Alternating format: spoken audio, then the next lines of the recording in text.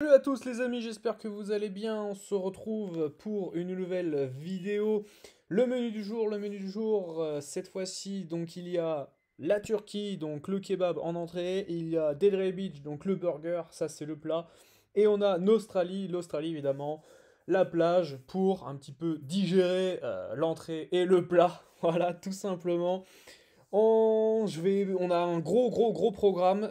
Désolé déjà pour les vidéos qui ont pas tourné ce week-end. Déjà, voilà, j'ai une vie privée.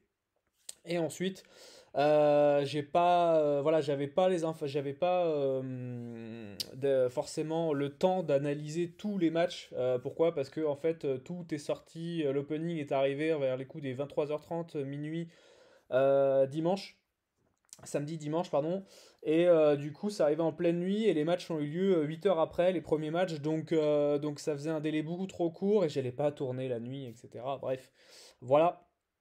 Donc c'est pour ça que du coup, je me mets à faire cette vidéo. Vous voyez la date de toute façon en haut à droite de la vidéo. On commence directement avec les demi-finales d'Antalya. Donc Alex Deminor qui est venu à bout de Basilashvili dans un match relativement simple contre David Goffin. Curieux d'en savoir plus quand même sur cette confrontation-là. La jeunesse, on va dire, contre l'expérience. Ils ont un jeu relativement similaire. Ils n'ont pas forcément de coups forts, même si Goffin a pu développer ça tout au long de sa carrière. C'est des joueurs très complets, polyvalents et qui sont difficiles à manier. Je vois De Minor avoir une carrière un peu similaire à la Goffin. Ils s'étaient rencontrés pour la Coupe Davis là, il y a 2 ans. Bon, ça ne veut pas dire grand-chose. Je comprends le fait que les gens aillent sur Goffin parce que pour moi, à 2,49 en opening, clairement, même encore, vous pouvez avoir du 2,39. C'est tout à fait intéressant. On va dire que le souci, c'est, on va dire, voilà, son match face à Travaglia. Alors ça, c'est pas un souci. Et disons qu'il n'a pas eu trop de mal à battre Travaglia, mais disons que là, jusqu'à l'heure, il n'a pas eu de gros cadors. Et la fois où il s'est fait peur, c'était contre Herbert. Après, Kuhn, c'est un jeune espoir, mais qui a du mal à percer. Et Travaglia, c'est clairement pas une référence sur cette surface. Il joue contre un homme qui n'a pas perdu un seul set et qui a vraiment pas été trop embêté non plus. Donc ça va vraiment être le vrai premier test pour ces deux hommes-là pour cette reprise. Euh, Très clairement, au vu des jeux qu'ils ont mis en place sur ce tournoi-là, évidemment, Alex de Minaur arrive en favori, mais autant favori pour moi, non. Je pense que la value, elle est sur David Goffin. David Goffin prend un 7 à 1,57. Alors évidemment, ça a un peu baissé, mais je pense vraiment que ça peut encore se prendre autour de 1,55, pas en dessous. Je pense que là encore, à 1,57, ça vaut le coup, mais faut pas aller plus bas. 1,55, je pense, c'est vraiment le max du max. Et pour ceux qui veulent tenter, le 2,39, ça vaut le coup. Pareil, jusqu'à 2,30, je pense que ça vaut encore la petite pièce, mais pas beaucoup plus. J'ai pas beaucoup de confiance sur ce match-là parce que j'ai pas beaucoup de distinction de différence pardon sur les deux jeux des deux hommes. J'ai un léger bémol quand même sur la capacité du retour à demi-nord. Pour le moment, il n'a pas été trop inquiété parce qu'il n'a pas eu trop de mal. Ah, ben voilà, les cotes recommencent à drop. Donc on est 2,49 pour David Goffin. Bon, franchement, c'est pas mal. Ça va probablement tourner autour de ça. C'est possible quand même que Goffin, il y ait des gens qui appuient quand même dessus. Mais voilà, l'ex de minor, le fait qu'il soit quand même le favori, c'est relativement logique. Maintenant, je garderai mon argent sur ce match-là parce que j'ai pas d'éléments vraiment décisifs pour trancher. Mais disons que Goffin à 2,48 du coup maintenant me paraît intéressant. Alexander Bublik contre Jérémy Chardy. Alors Jérémy Chardy s'est défait de Struff alors que Struff a eu 21 balles de break je crois. On va les voir, bon, on le verra pas là. Mais il a eu 21 balles de break dans un match complètement dingo. Ça s'est fini au tie-break. Struff vraiment va s'en mordre les doigts, je pense, de ce match-là. Chardy fait voilà, un super retour sur le circuit. Il a gagné autant de matchs en 2021 que sur toute la saison 2020. Il a joué Albot, il a joué Fonini, il a joué Struff, il a joué des gros clients, des joueurs. Alors Fonini revenait de blessure, bon ok. Albot, ça va. Et après, Struijk, il fallait quand même aller le déloger. Donc là, il joue contre Bublik qui a fait un excellent match contre Berrettini. Rien à dire. Euh, donc, euh, donc voilà, je trouve que Bublik est clairement favori sur ce match-là. Parce que s'il reste sur la continuité de ce qu'il a produit contre Berrettini, ça vaut vraiment le coup. Par contre, déjà, voilà, l'opening est sorti il y a cet après-midi et ça a déjà bien pas un petit peu baissé. Voilà, on a vu du 1,55. Là, on est sur du 1,44. Voilà, c'est des codes voilà, qui ont pas, ça fait pas longtemps qu'elles viennent de sortir. Euh, le problème de Bublik, c'est ça, c'est que j'ai dit si il est sur la continuité, sauf que savoir quand est-ce que Bublik va être dans la continuité, c'est quasi impossible. Alors pour le moment, il n'a pas perdu un seul set. Bon, il a joué Caruso, la Mazine au tour de précédent. Et là, il a joué Berrettini dans un match vraiment plein, vraiment complet. Très sincèrement, je pense qu'il devrait aller en finale. Il devrait pas mal embêter quand même en retour de service Jérémy Chardy. Il y a possibilité quand même qui, euh, voilà, qu'il arrive à perfer, notamment, je pense, sur ses montées au filet, ça va vraiment embêter Jérémy Chardy parce qu'il n'a pas du tout la même main que Bublik. Donc voilà, par contre, la cote en vaut pas forcément la chandelle. Même à recombiner, je suis pas emballé. Bublik, si vous suivez les vidéos, vous savez ce que j'en pense. On va aller du côté de Delray Beach. Du Delray Beach, donc ça sera cette nuit. Enfin, tout à l'heure à 18h30, donc d'ici 1 heure. Mais pour ceux qui pourront profiter de la vidéo dès qu'elle sortira, vous pourrez au moins avoir un avis sur ces matchs-là. Christian Harrison contre Madjer. Madjer m'a énormément surpris contre Sam Querrey. Euh, Ça fait quand même peur d'avoir un de ces deux mecs-là en demi-finale, voilà, d'entrée. Parce que c'est pas du tout des références. J'ai beaucoup aimé Madjer par sa polyvalence. Je l'ai beaucoup moins aimé sur le fait d'être très irrégulier au cours du match. Euh, Harrison, je l'ai pas trop vu jouer et c'est quand même un joueur sur lequel j'ai pas envie de me dire c'est safe. De toute façon, il n'y a rien de safe, mais disons, j'ai pas envie de me dire que c'est la sécurité sociale. Franchement, c'est un match que moi, j'investirais pas mon argent dessus. Urcax contre Quiros, pour moi, c'est sous-value. Urcax, alors, bien évidemment, Urcax est bien évidemment favori. Mais le petit Quiros, voilà, il fait un super tournoi. Et j'ai envie de dire pourquoi pas. Le rêve continue pour lui. Il va avoir un adversaire quand même assez coriace. La difficulté pour lui, ça va quand même être d'aller retourner sur la première balle. La première balle de Hubert Hurkacz est vraiment très forte. Mais il a su le faire contre Karlovic. Donc, même si Karlovic a quand même bien moins servi que contre Andujar. Donc, je suis pas trop inquiet sur cette capacité-là. Le fait qu'ils prennent un set à 2-9 sur un tie-break un peu discuté, pourquoi pas? Pourquoi pas? Je pense que le bet à prendre là-dessus, ça serait Quiros à 2-9, prendre un set. Maintenant, j'ai pas assez de recul et j'ai pas assez d'éléments qui vont en ma faveur pour que je me positionne dessus. Mais si jamais vous voulez poser une pièce, franchement, le petit set de Quiros à 2-9, pourquoi pas? Pourquoi pas? J'investirais pas quand même mon argent dessus.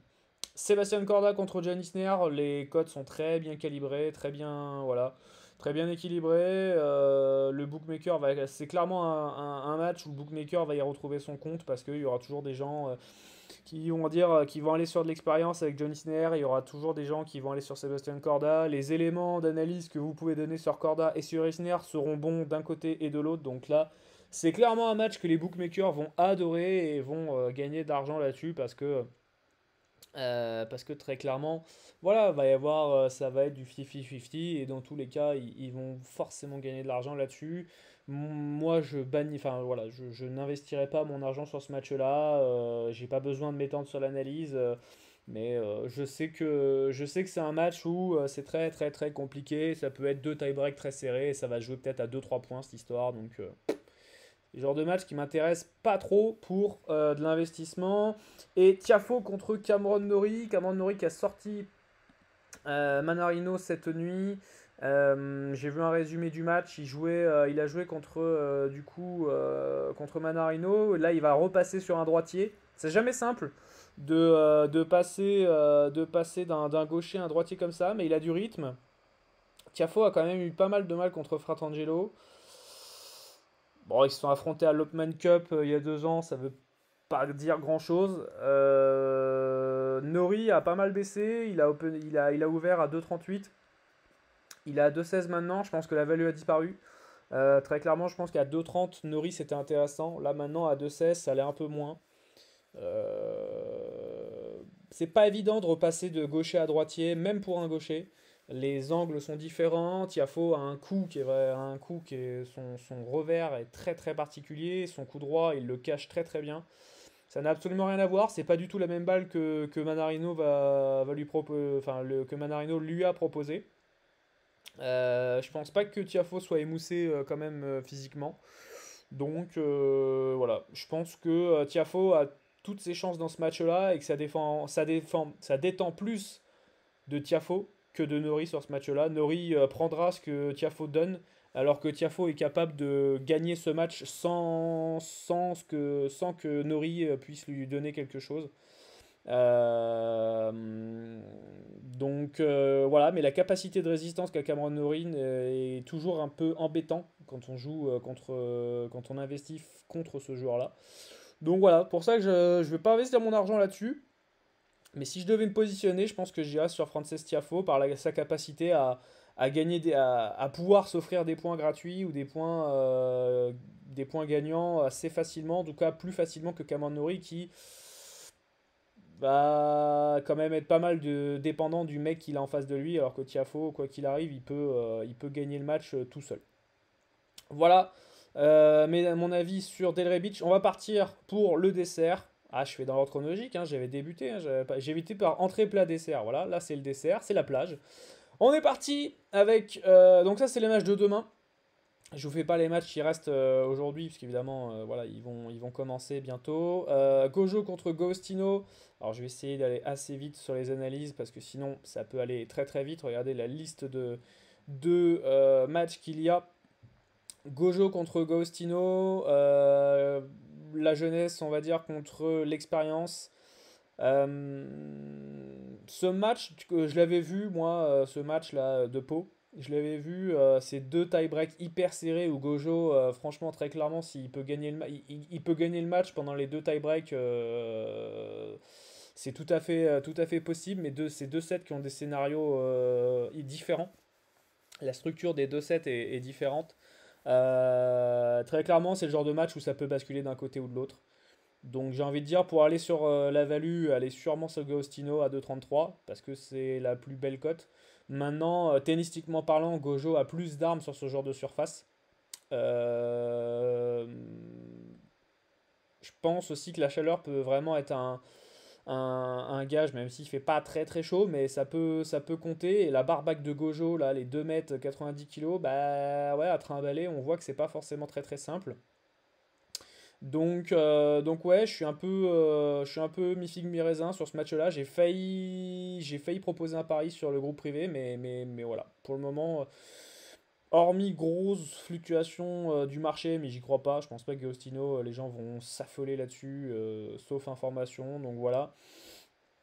Faites attention aussi, on a vu que Kudla a été positif Covid, donc il y a pas mal d'affaires au niveau des protocoles sanitaires qui sont pas très clairs, des fois les résultats tombent en plein milieu des matchs, etc. Donc ça aussi, je pense que dans la tête des joueurs, ça va forcément y jouer et qu'il faut prendre en compte, voilà, c'est des conditions un peu particulières, on n'est pas en Australie, il n'y a pas de ramasseur de balles, donc les mecs doivent ramasser les balles. Quand il y a une deuxième balle, il faut que les mecs laissent tomber faut que les mecs sortent derrière pour récupérer la balle, etc. Bref, c'est pas du tennis, on va dire, traditionnel auquel on a le droit de voir du tennis professionnel en tout cas. Là, on a l'impression que bah, c'est les mecs qui jouent le dimanche, quoi. Dans votre quartier. Voilà, Cédric Marcel Stubb contre Winky Ijikata, l'Australien, qui a su se dépatouiller au premier tour de Banks. Ça n'a pas été un match simple pour l'Allemand. Stubb contre Fabiano, ça a été, j'avais failli prendre Fabiano moi sur ce match-là. et je m'étais rétracté. Ijikata, je sais absolument pas ce qu'il vaut contre un gaucher. Eubanks est un joueur hyper, c'est très compliqué de parier contre Eubanks, c'est toujours très très très compliqué. Ils nous font souvent une série, c'est un mec un peu diesel, il faut qu'il ait un petit peu du rythme pour qu'il commence à être bon. Ijikata, je sais absolument pas ce qu'il vaut contre un gaucher. Ça va être très intéressant de voir, mais en tout cas, c'est un petit jeune sûrement un petit jeune qui vaut le coup. Je suis pas persuadé qu'il fasse le travail quand même contre Stubb, qui a une très belle main et qui a le service volé, ou en tout cas la volée au filet, il va être performant. Donc voilà, match où les cotes sont pour moi justifiées et que ça vaut pas forcément le coup d'aller investir. Un Ejikata à 5,25 pardon, 5,25, 5,30, ça aurait pu m'intéresser. Mais là, pour le coup, ça sera probablement pas le cas. Donc voilà. Ymer contre Wessler, tennistiquement parlant, Wessler est meilleur. La capacité à retourner les services de Wessler, pour Ymer, ça va être ça la clé. S'il arrive à retourner son service, il va avoir une grande épine du pied qui va être enlevée. Maintenant, est-ce qu'il en sera capable? Je ne suis pas persuadé. On aurait été sur Terre. La différence de taille entre les deux hommes se serait fait ressentir. Mais là, tac. Voilà, parce qu'il y a 15 cm, ouais, voilà, c'est ça, il y a 13 cm d'écart. La patte gauche, servière croisée sur le revers d'Himmer, là, clairement, c'est le genre de truc où ça va être très très compliqué pour Himmer, même si il s'y attend forcément, mais le service court croisé de Wessler, ça va vraiment lui faire du mal au Suédois Elias Himmer. Donc, je pense que Wessler, rien que sur sa mise en jeu, il peut gagner ce match, quoi. Voilà.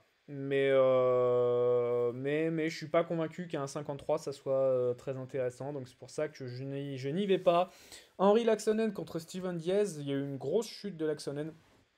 Parce que cet après-midi, je crois, il me semble que sa cote était autour de 1,50. On va aller voir, mais de mémoire, c'était ça. Laxonen, il est où? Là.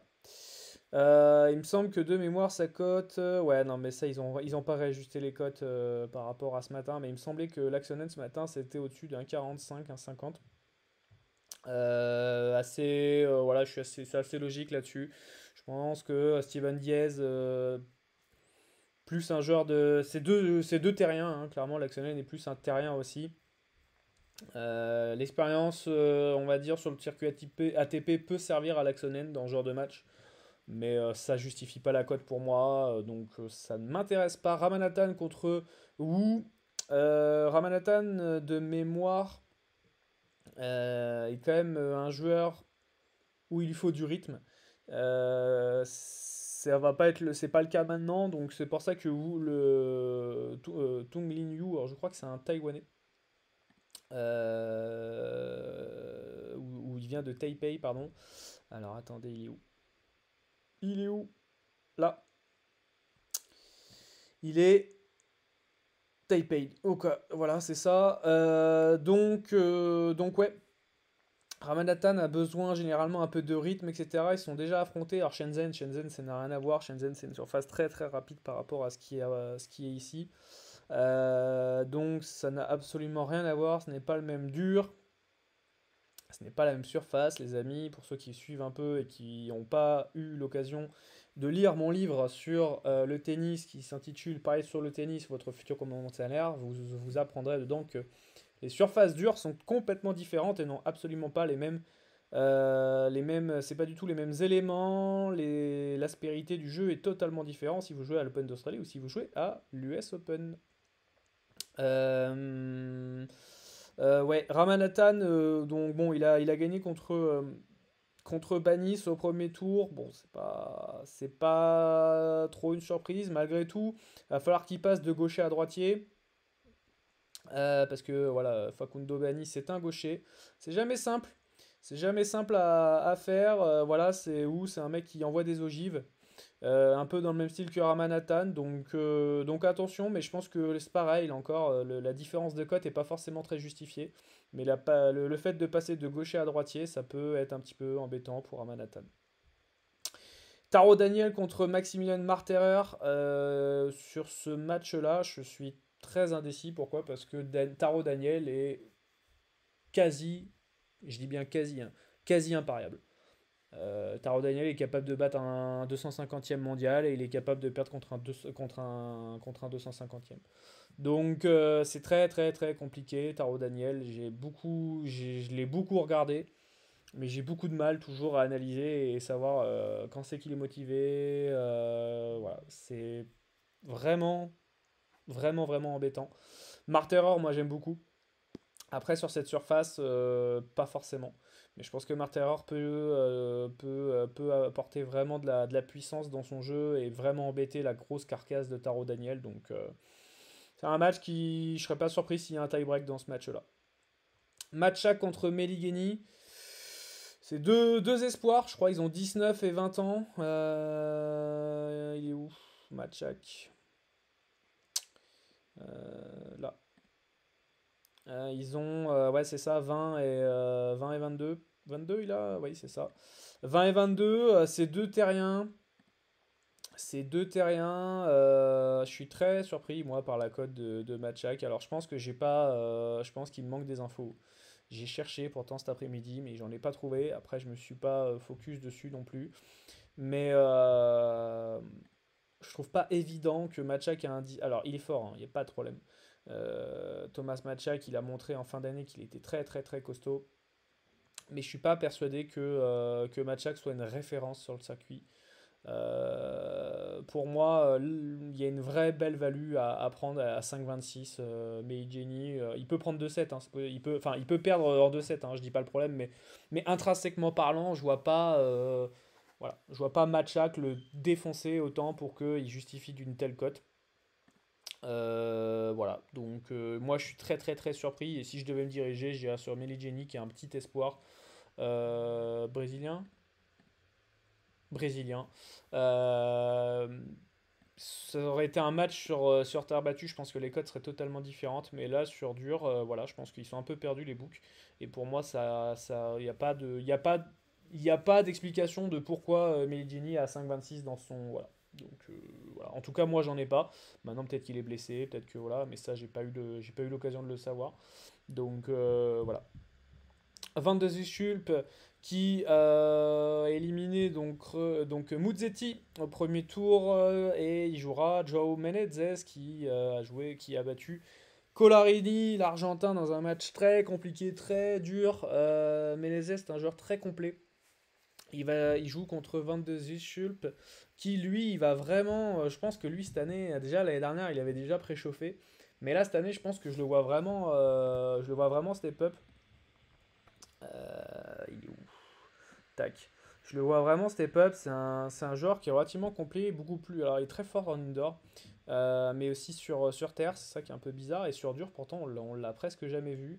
Mais moi, par rapport à ce qu'a pu me montrer Menezes contre Colarini, ça a été dur. Hein. Ça a été dur. Il a joué au mental. C'est un mec qui lâche absolument rien. Mais oui, je comprends pourquoi il est autant favori après avoir souffert autant contre Colarini.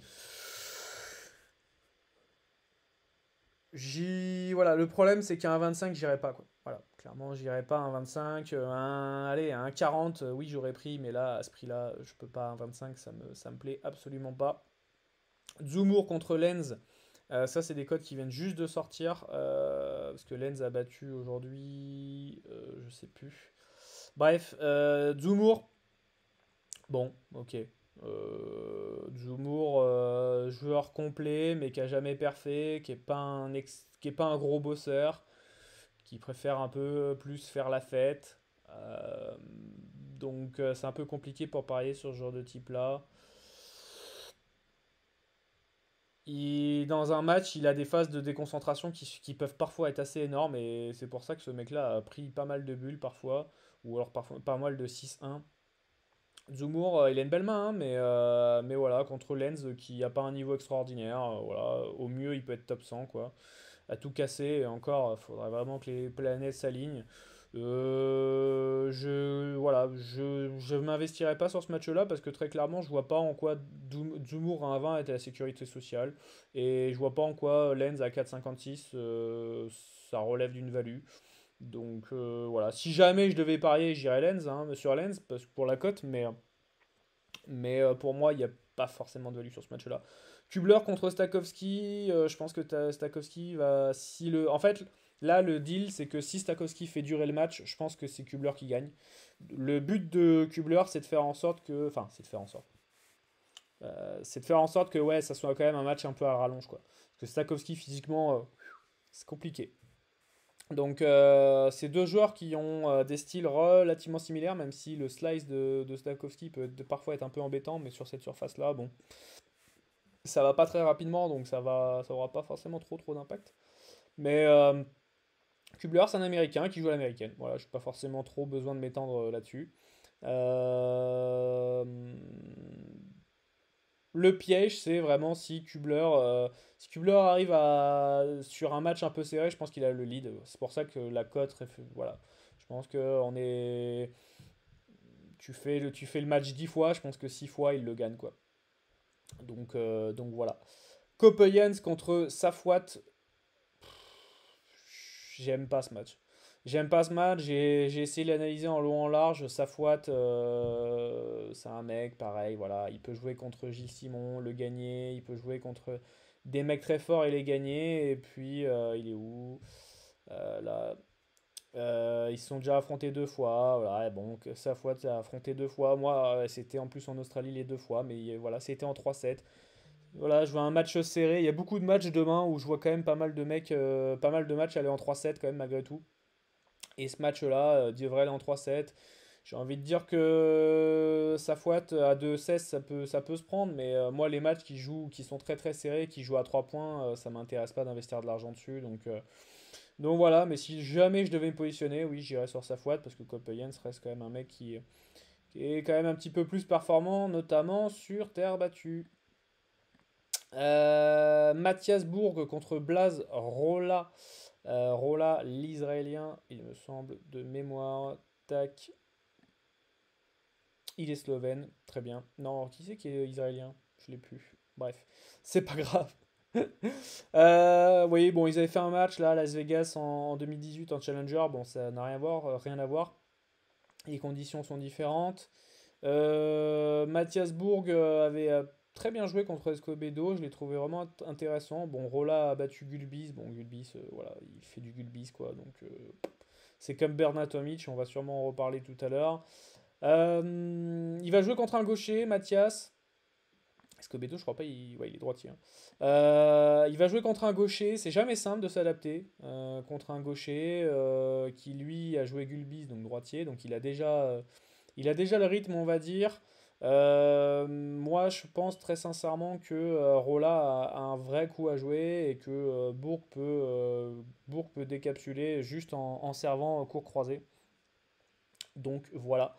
Ulich Blanche contre Troiki. La value sur Blanche est partie cette nuit. Il était intéressant. Il me semble que c'était autour de 2,20, 2,15. Euh, tac, tac, tac, tac. Ouais, mais voilà, ils ont pas mis à jour ils ont pas mis à jour les cotes, parce que moi j'ai vu les cotes hier soir tomber à minuit. Donc oui, c'était autour de 2,20, 2,25. Les gens ont pas mal appuyé sur Ulyses assez logiquement. Maintenant, l'expérience de Troïki sur ce match-là voilà, peut avoir son petit effet sur un tie-break, sur un set un peu serré, que Blanche serait peut-être pas capable d'être vraiment opportuniste sur ce genre de moment-là, un peu money time. Donc voilà, c'est pour ça que le match est très très serré.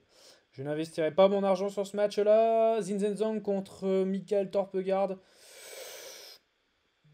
Si Zhang avait eu un minimum de rythme, je me serais positionné sur Zhang sur ce match-là, mais c'est un joueur qui a besoin de jouer pas mal avant de vraiment être performant, et je pense que le manque de rythme va clairement se faire ressentir. Donc c'est pour ça que je n'y vais pas, mais Torpegaard à 1,42, jamais j'y vais. Antoine Hoang contre Arthur Ridderknecht. Pareil, un match où effectivement le côté un petit peu plus expérimenté de Hang peut faire le job, mais j'irai pas sur ce match-là. Duel franco-français. Et ces deux garçons qui se connaissent relativement bien. Deux garçons qui jouent relativement bien en indoor aussi, il me semble. Euh, il est où? Là, tac.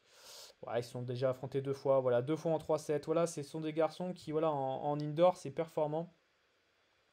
Sur dur, c'est pas forcément trop. Voilà, c'est deux joueurs au profil un peu similaire. Ils ont des caractéristiques bien différentes. Où Rinderknarch met 13 cm et 10 kilos de plus que Wang. Mais c'est des joueurs qui jouent au profil un peu plus similaire. Peut-être que Wang gratte un peu plus la balle. Peut-être des poils meilleurs sur le retour de service. C'est sûrement ce qui va faire le boulot sur ce match-là. Mais en rien justifie quand même Wang à 1,70. Donc ça m'intéresse pas. Bernard Tomic contre Schoolgate, donc duel d'Australiens, si je ne m'abuse. Euh, ouais, c'est ça. J'ai eu peur, je ne savais pas s'il était néo-zélandais ou pas. Bon, alors avec Bernard Tomic, c'est un peu comme Bublik, hein. Alors là, si vous vous attendre à tout, voilà. Vous allez vous attendre à tout. Voilà, c'est Bernard Tomic. Donc il est capable de décapsuler à tout moment. Donc il a été relativement, je dis bien relativement parce que bon, relativement sérieux contre Kovalik. Demain, s'il se lève du pied gauche, bah, il peut prendre une bulle et puis un, et puis voilà. Même contre Skullcade, donc c'est impariable. Impariable, dès que Bernard Tomic est sur le court, c'est impossible à parier, parce que le mec, il fait ce qu'il veut. Dustin Brown contre Taverner, je comprends pas trop cette cote de Dustin Brown. Enfin, si je la comprends, parce que c'est pareil, c'est un pronosticable, Dustin Brown. Donc voilà. Voilà, c'est tout. Je vais pas m'égosiller parce que forcément, j'ai pas besoin d'aller plus loin en fait. Dustin Brown, en fait, dès qu'il est là, c'est très compliqué parce qu'il est capable de battre Nadal et il est capable de perdre contre n'importe qui. Donc, non, Dustin Brown, moi, j'aime pas du tout. C'est pas du tout. Que ça soit contre ou pour, hein, très compliqué de voir qu'est-ce qu'il est capable de faire, pas faire. Pareil, ça dépend de sur quel pied il est levé. Karlovski contre Alcaraz. Alors Alcaraz est ultra sous-coté par les books. Superstar, voilà, pour ceux qui ne connaissent pas, Carlos Alcaraz, c'est vraiment l'Espagnol qui monte. Très complet, très performant. Il fait parfois peur, il y a beaucoup de déchets quand même dans son jeu, mais il arrive souvent à s'en sortir. Je pense que contre Karlovski, ça devrait faire le boulot, mais pareil, ça justifie pas un 20, autant un écart de cote. Hugo Delien qui a battu Tabilo 0 et 1 cet après-midi. J'ai pas vu le match, j'attends avec impatience de. Juste après cette vidéo, je vais regarder un résumé parce que je suis très curieux de savoir comment Tabilo a pris 0 et 1 contre Hugo Delien. Je m'attendais absolument pas à ça. Il joue Andrew Harris, qui a battu Bemelmans, je crois. Euh, Ouais, c'est ça, en 3-7. En 3-7, Bemelmans, un match assez dur. Voilà, mais il joue à la, mais non, ouais, si, c'est ça, il joue à domicile. Il joue à domicile, il joue contre des liens. Moi, personnellement, je suis un peu surpris, hein. Je suis un peu surpris parce que Delien, il a proposé contre Tabilo. C'est pour ça que je suis pas capable de vous dire quoi que ce soit, parce que j'ai pas vu en fait le match contre Tabilo. Mais si il a joué un tennis extraordinaire et qu'il a tout retourné et il y avait rien à faire, ben, ça va être la même contre Harris. Mais je comprends pas pourquoi Delien arrive à vraiment perfer parce que voilà, il a jamais été trop performant sur dur, encore moins. Et on serait en altitude encore, je pourrais comprendre. Voilà, il est bolivien, donc l'altitude, dès qu'il est en altitude, ce mec-là, voilà, il peut perfer, c'est logique. Mais et là, je comprends pas trop pourquoi. Donc j'ai mis de gros doutes et je préfère pas me positionner ou donner mon avis là-dessus. Maxime Cressy contre Yannick Madden. Je pense que les codes sont relativement justifiés. Je mettrai un léger avantage à Maxime Cressy de par la puissance qu'il peut dégager, notamment sur son coup droit, qui est vraiment sa grosse arme. Yannick Madden a plus d'expérience et c'est ça qui peut, voilà, qui peut faire basculer le match. Je pense que c'est un match qui va jouer sur 3 points. Il peut y avoir du tie-break là-dedans et voilà, ça va. C'est un match à 3 points. Zeli qui a battu Kwiatkowski, ça c'était un bet qui était proposé dans le groupe privé, donc on l'a eu à 3,16 hier. Donc il va jouer contre Michael Mo. Un Michael Mo, la différence de Kwiatkowski, c'est que Kwiatkowski, une fois que l'échange s'est un peu engagé, bah, il sait plus trop quoi faire de la balle, quoi. Alors que Mo, c'est un petit peu plus s'en servir. Je trouve malgré tout que Zeli à 4,70, c'est trop. C'est trop haut. Et voilà, Mo à 1,19, jamais je vous conseillerais de prendre ça. Donc voilà. Voilà, tout simplement. Je suis en train de regarder quand même, est-ce que... ouais, bon, il était en qualif l'année dernière. 4,70, voilà, ça vaut la pièce. Ça vaut la pièce. Grégoire Barrère contre Maxime Janvier. Maxime Janvier, voilà, j'ai pas une bonne sensation avec ce joueur quand il est sur le court, il est très particulier, très bizarre. Il a une personnalité, il peut vraiment câbler à tout moment, donc c'est un peu bizarre. Grégoire Barrère me paraît plus sain déjà, dans l'attitude, dans son body language, et même dans le jeu, il a plus d'expérience, il connaît un peu plus ce genre de sensations-là. Ça sert, hein, vraiment, ça sert, hein, quand tu joues des qualifications pour un grand chelem, ça sert. Le gros boulot que Grégor va devoir faire, c'est retourner. Voilà. Si il arrive à retourner, après derrière, dans l'échange, il sera meilleur que Janvier. Donc l'écart de cote se justifie. Je sais pas si Barrère, parce que ça, c'est des cotes qui viennent juste d'ouvrir. Euh, Grégoire Barrère, tac. Ouais, ils se sont affrontés une fois. Ils se sont affrontés une fois il y a 2 ans. Bon, en indoor, bon, ok, c'était en France, donc rien à voir. Mais ouais, Maxime Janvier, il me semble, a eu beaucoup de mal. Bon, moi, j'étais dans le deuxième set quand je le regardais. J'ai pas vu la fin du troisième. Je pense que Rosol a pas mal lâché l'affaire après avoir perdu le deuxième set.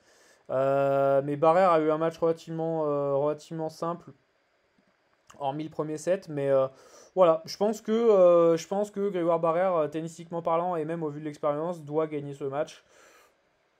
Mais un 48, ça a ouvert à combien? Ouais, ça a ouvert il n'y a pas longtemps. Donc bon, un 48, ça, je suis pas convaincu que ça soit intéressant.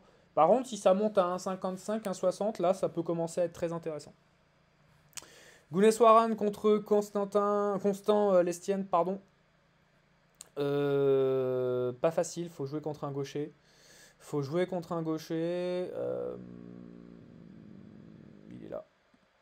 Tac. Faut jouer contre un gaucher et bon, et Liam Brody était. Ah, il était gaucher aussi. Ah, pardon. Autant pour moi. Je pensais que. Pardon. Je me suis trompé de. Je me suis trompé de joueur. Je pensais pas que c'était lui. Dans ce cas-là, ça change la donne. Dans ce cas-là, ça change la donne. Il est déjà habitué à jouer un gaucher.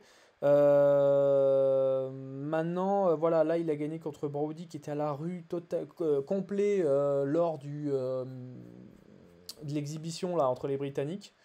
J'ai pas vu Gunneswaran jouer contre Schnour, mais je m'attendais comme ça à un match en 3-7.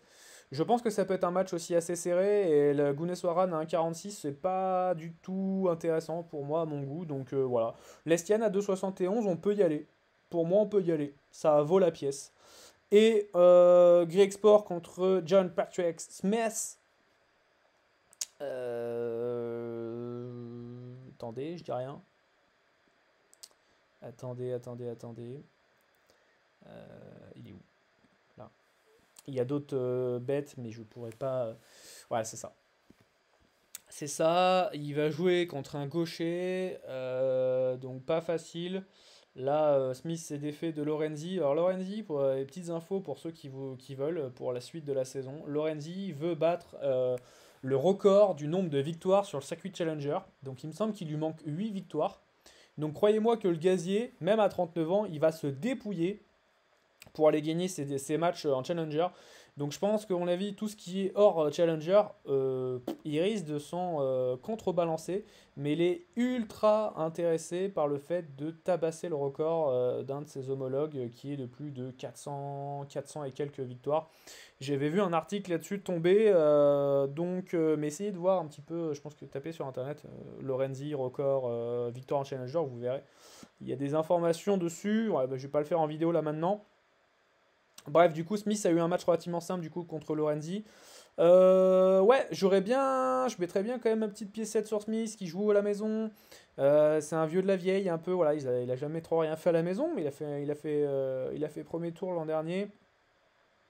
Il joue contre Talon, un jeune qui est plus performant sur terre qu'autre chose.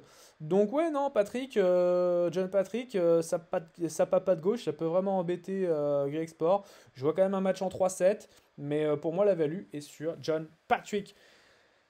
J'ai terminé l'entrée plat et la plage, les amis. Je pense que c'est une vidéo qui sera assez longue. N'hésitez pas à me faire part de vos avis. Ah, Smith est en train de monter. N'hésitez pas à me faire part de vos avis sur la vidéo, vos critiques constructives, évidemment, pour faire avancer le Schmilblick. C'est toujours très intéressant. N'hésitez pas, pour ceux qui veulent bénéficier des codes Pinacle, vous allez sur mon site moneytimes.fr. Vous allez dans la planque et vous aurez toutes les informations. Pourquoi aller sur Pinacle et ne pas rester sur les book.fr, tout simplement pour avoir les meilleurs codes du marché, ne jamais être limité en tant que gagnant. Et voilà, je vous donne toutes les informations ici.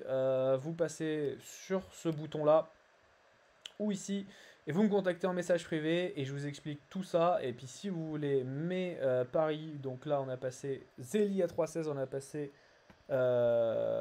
a passé Purcell contre Gaston.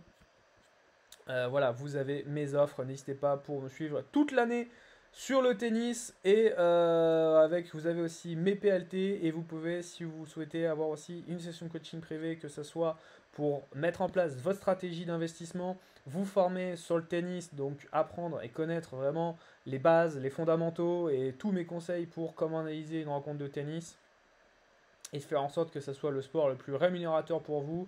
Et ensuite, une session de coaching pour délégation de bankroll. Donc là, c'est vraiment voilà, délégation entière de votre gestion de bankroll avec la sous-traitance de la gestion de votre bilan et le suivi, optimisation de votre suivi de tipster. Donc très très intéressant pour ceux qui ont des grosses bankrolls et qui veulent automatiser leur investissement. Voilà, je vous remercie les amis.